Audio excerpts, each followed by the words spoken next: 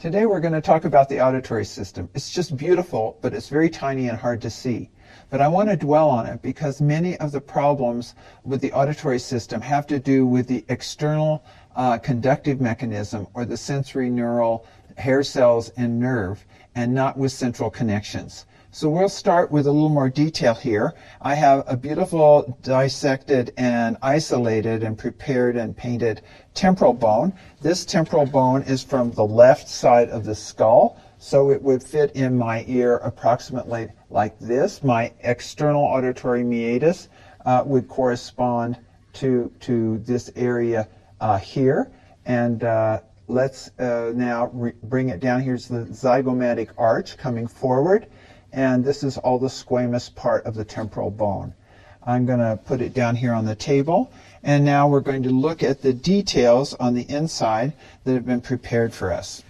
What we can see is the imprint of the middle meningeal artery that really runs in the dura, but it makes a groove here in the bone, very important for lacerations of the temporal bone. We can see the blue vein, which is draining blood from the brain into the internal jugular vein. We can see the internal carotid artery, which is very important with its relationship. And now if I tip this, you can see the teeny weeny little cochlea. The cochlea, which is 2.5 snail turns, looks like a seashell. And you can see one of the painted canals of the semicircular canals here in green. And back in here we have the mastoid process, and if we open it up we can see the air cells that are inside the mastoid. This is the mastoid process here, where you put your tuning fork to test for conduction. And here are cross sections of the facial nerve, which travels through the internal auditory meatus and exits the brain separate from the auditory system. But it's traveling through there and is often involved with auditory disease. And here is one of the semicircular canals. And nicely shown here is the inside of the eardrum. The external auditory meatus, which is here, if you look through it with your otoscope, you will see the other side of the tympanic membrane. Here, two of the ossicles that vibrate with sound waves are shown here, the incus and the malleus. And now let's go to a larger model where we can look at these things in more detail. So this temporal bone model is from the right ear, the opposite from the last one we were looking at. And here we have the external part of the ear, which is gathering sound waves and funneling them into the external auditory meatus. A word of warning: when you're testing facial sensation, avoid testing the skin around the ear because it's innervated by several cranial nerves, 5, 7, 9, and 10. So unless you're an expert on embryology, be a little careful and remember that more than one cranial nerve innervates this area. Now we can look into the external auditory meatus here, and if we were to have enough light, we would see that at the end of the tunnel there is a membrane, the tympanic membrane, and that is what you look at with your otoscope. So now let's look at an even larger model, and we're going to take it apart and we're going to go into the middle ear. So here's our even bigger, better model. Mastoid process, right side of the head, and now let's rotate it and look at the inside.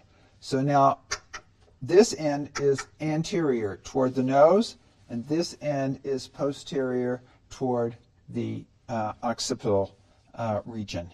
And what I want to do now is, this is going to be the inner ear, but we want to start with the middle ear. So I'm going to remove this part with the inner ear.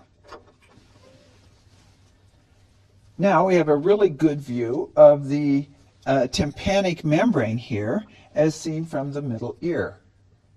And we can see the three ossicles, the three bones, the malleus, the incus, and the stapes. that are attached here for amplifying the sound wave that is coming from the external ear. And the stapes here, this blue foot plate, is compressing a membrane called the oval window.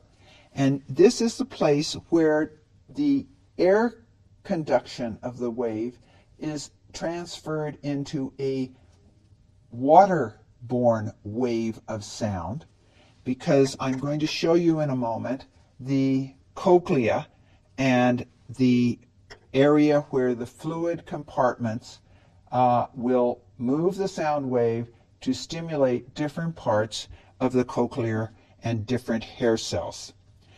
And of interest is this white nerve coming across here. This is called the chorda tympani. It happens to be a branch of the seventh nerve, a branch that is carrying taste and going over to the tongue. It's very incidental, but it's very obvious. And the other thing that I want you to notice is the eustachian tube. This is the tube that connects the middle ear with the back of the pharynx. And so this is how you equalize the air pressure between the oral cavity and the middle ear. This channel can easily be swollen and occluded in any kind of inflammation in the oral pharyngeal cavity. Infections can then build up in the middle ear. This condition is called otitis media. And fluid can accumulate and press against the tympanic membrane so that the tympanic membrane can bulge out and can be viewed with your otoscope from an external auditory canal. Also, the relationship to the mastoid air cells means that the infection could also move into the bone and become even more serious. So, disease of the middle ear has to do with either the bones not conducting or moving properly, or fluid or infection are the most common problems when we deal with middle ear disease. And when we test for hearing, when we say there is a conductive loss of hearing, we're talking about either the bones are not working right, or there is a problem in the external auditory canal and the sound waves are not getting through. So now let's look at the cochlea. The inner ear is sometimes called the labyrinth. I think that's an appropriate name for it. And let's just remove it. It sits in a bony cavity. So there are two parts to this labyrinth, an outer bony labyrinth, and then inside it a membranous labyrinth, suspended with fluid outside and fluid inside. So now we are looking at the membranous labyrinth.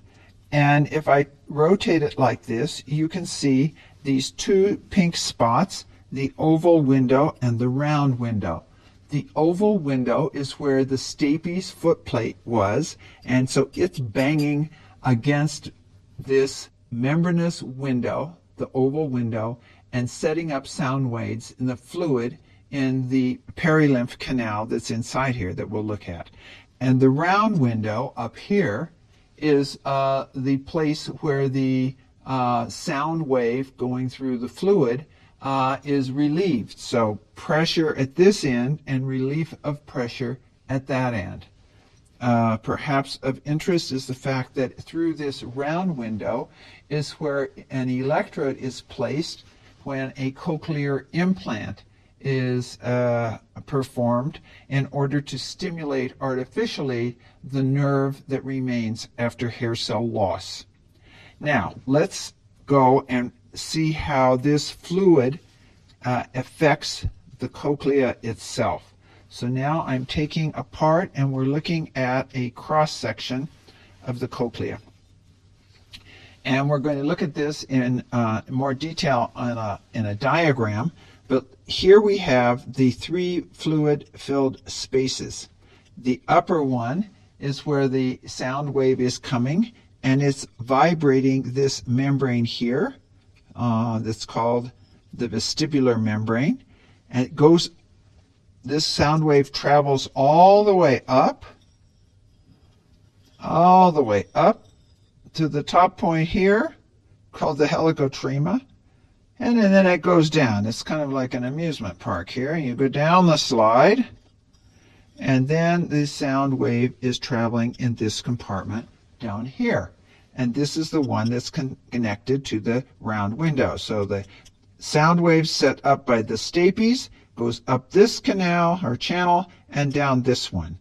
And in here, and this is filled with perilymph, in this channel here, called the scala media, this is where the hair cells and the receptors are that perform the transduction.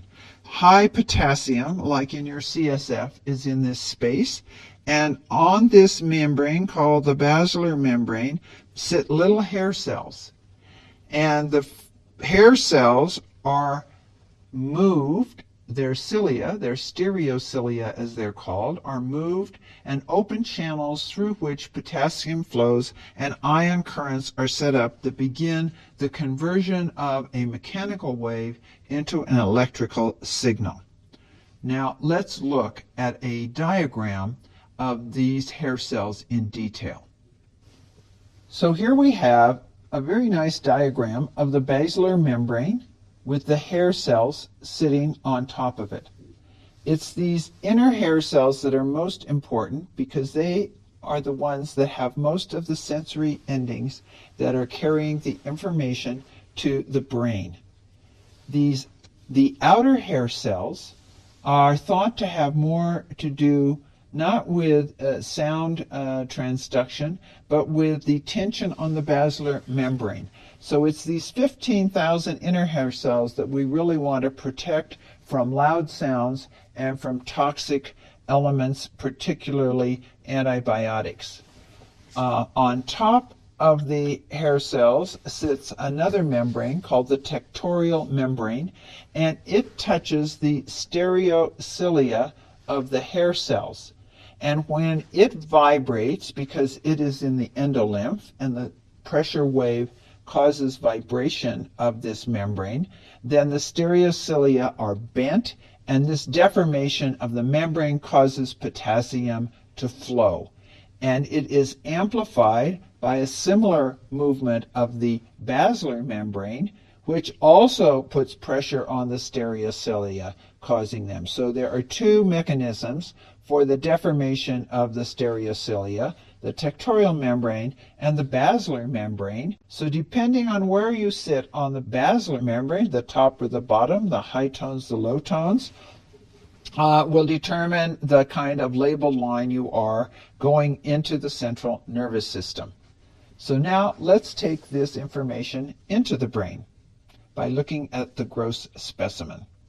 I've selected some gross specimens that I think will show you the salient features of the auditory pathway to the cerebral cortex. And let's begin with the skull here.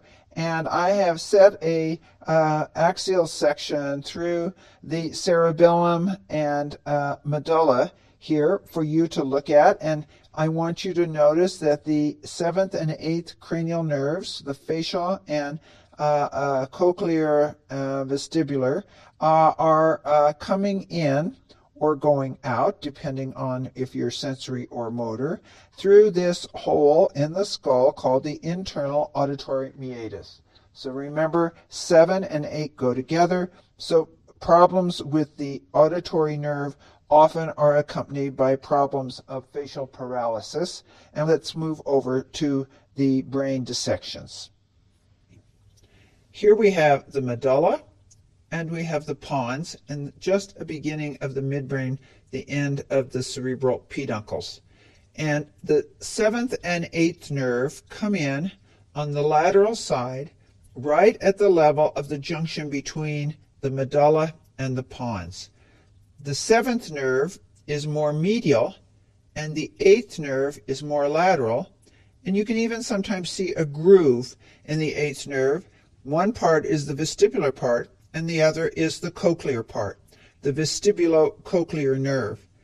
Down here, you can see cranial nerves 9 and 10, and this area here that I'm outlining is the cerebellopontine angle. And in this area, there is a predilection for tumors to grow on the vestibular or acoustic nerve. These are Schwann cell tumors, schwannomas, and sometimes they're called neuromas. So now let's move on to a cross-section.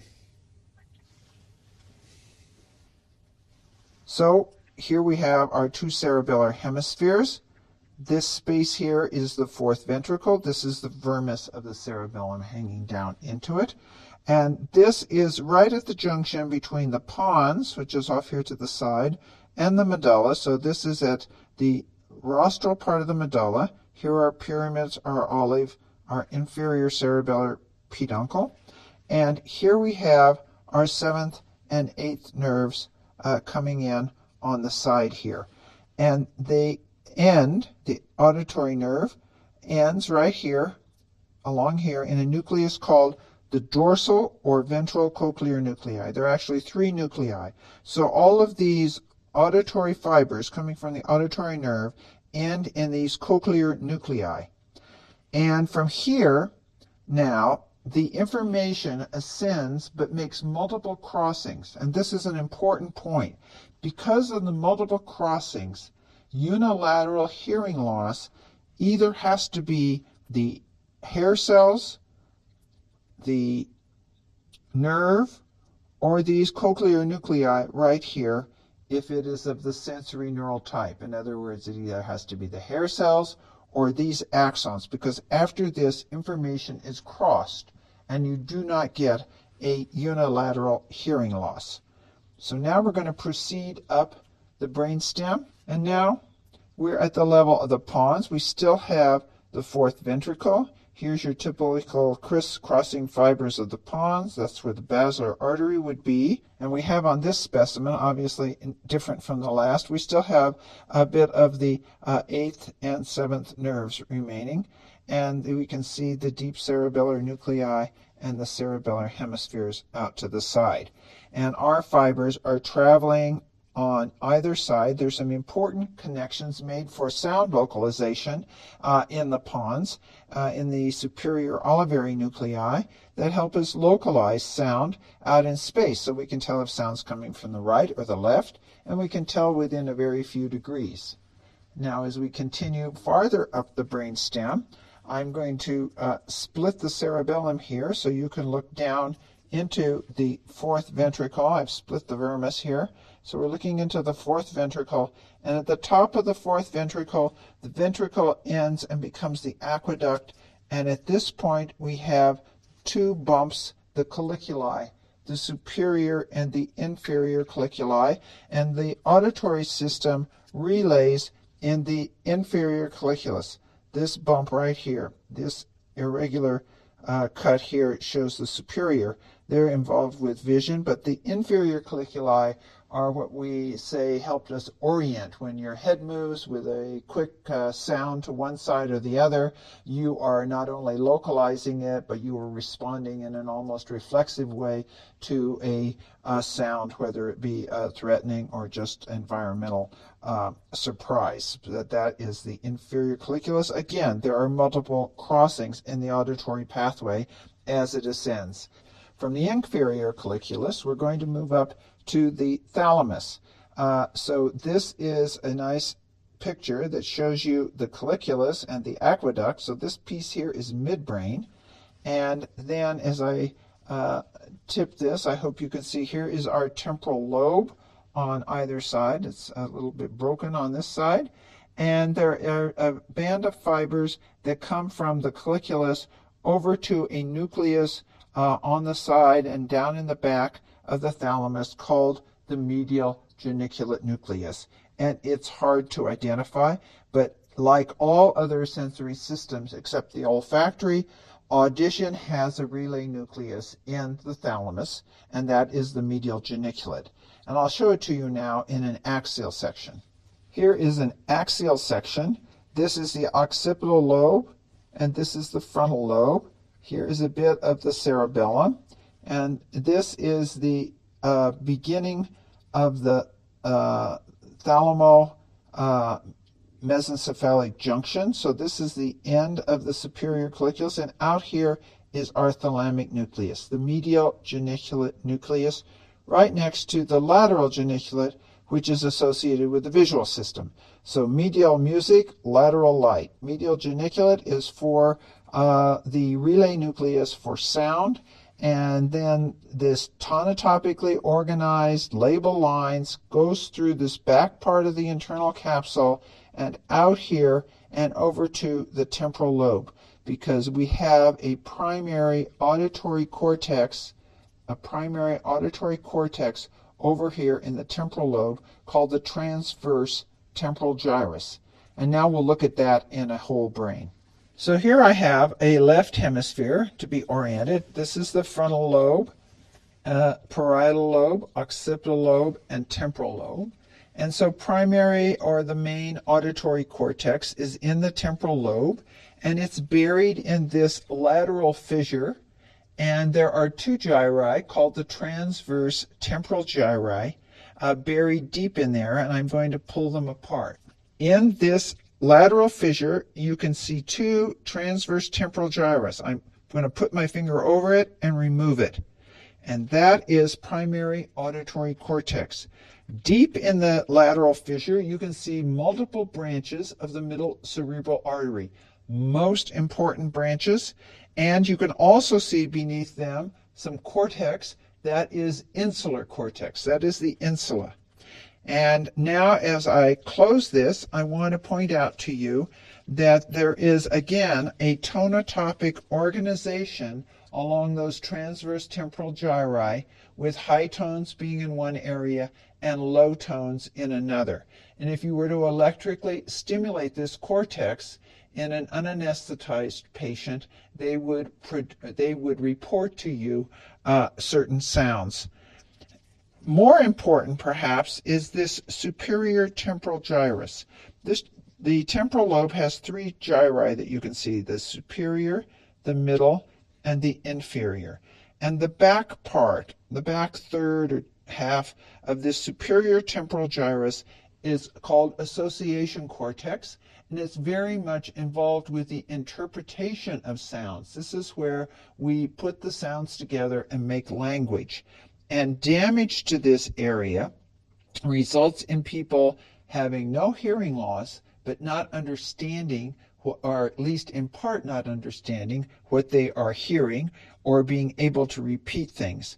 And so we have a language disturbance called aphasia, and this area was described by a Dr. Wernicke, and so often this is referred to as Wernicke's area, and extends back and around in this area a little bit, around the end here of the lateral fissure. So Wernicke's area in the left hemisphere, which is dominant in 97% of people, language is lateralized to the left hemisphere, even if you're left-handed, because 10% of the people are left-handed, but only about 3% of the people have language lateralized to the right hemisphere. So we want to summarize in saying that primary sensory cortex is deep in the lateral fissure, surrounded by the superior temporal gyrus, which is important for the interpretation of language. And with that, let's talk about how we come to test hearing loss. So the first test we do is the Weber test by putting the base of the tuning fork, when it's vibrating, in the center of my head and finding out if I hear it more in one ear or the other, or equally.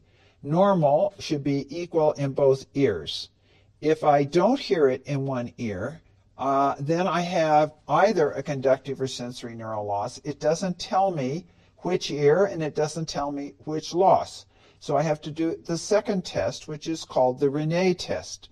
For that, you have to put the tuning fork on the mastoid process, which I'm going to do now, and ask the patient to tell you when they no longer hear it.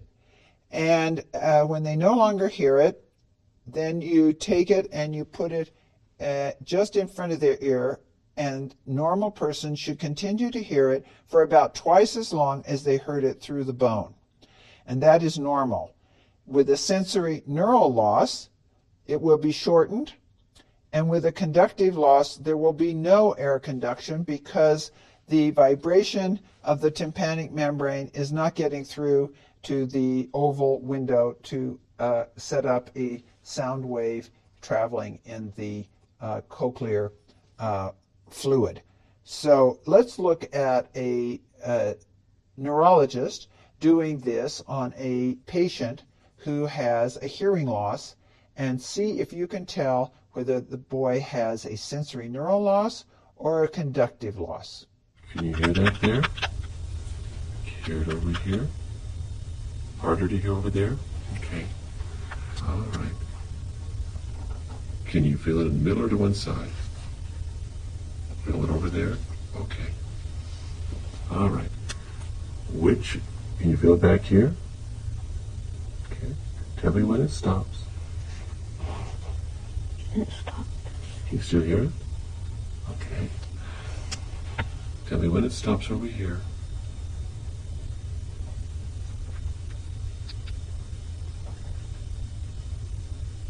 It stopped. Can you hear it? And so from that, you can see that this young boy has a conductive hearing loss. So now I want to show you a axial radiograph through the pons. So let's just orient ourselves. Here is our pons, and here we have the fourth ventricle with a bit of the vermis of the cerebellum, and here we have cerebellum on either side. And now what I want to show you is the seventh and eighth nerve, along with the semicircular canals and the cochlea. So let's look here. Here we have the cerebellum with the vermis, the fourth ventricle, the pons, and then here you see both the cochlea and the semicircular canals, cochlea and semicircular canals on each side, along with the bright CSF in the subarachnoid space and the basilar artery. And notice you can see two dark lines representing both the facial and vestibulocochlear nerves coming in to the junction between the medulla and the pons. So this is normal. The cochlea is in front of the semicircular canals. Here is the cochlea. You can almost imagine 2.5 turns. Now the next axial section I'm going to show you is with a tumor in the cerebellopontine angle. Again, we have the same relationship. We have the pons, the fourth ventricle. This is different. The CSF is not bright in this one. And you can see the tumor right here in the cerebellopontine angle. This is the angle, and it's actually invading into that internal auditory meatus. So this patient would have had not only a sensory neural hearing loss, but would have also had signs and symptoms of facial paralysis, and most likely problems with disequilibrium and balance and gait because of the vestibular part of the nerve. As a matter of fact, these acoustic schwannomas, as they are called, often occur more frequently on the vestibular part of the vestibuloacoustic nerve, or the cochlear vestibular nerve, however you want to call it. Now we'll look next at this same tumor in a coronal section. Now to orient you, this is a coronal section, so we have our lateral ventricles, our third ventricle, this would be the thalamus. Here is the temporal lobe on one side and the other, and here would be the midbrain and the pons bulging here and the medulla. And here is our tumor in the cerebellopontine angle, and here would be the part that is growing into the internal auditory meatus. And so this is a left acoustic neuroma with a sensory neural hearing loss on the left side. Recall in radiographs, this side is always the left side, as if you were standing and facing the patient.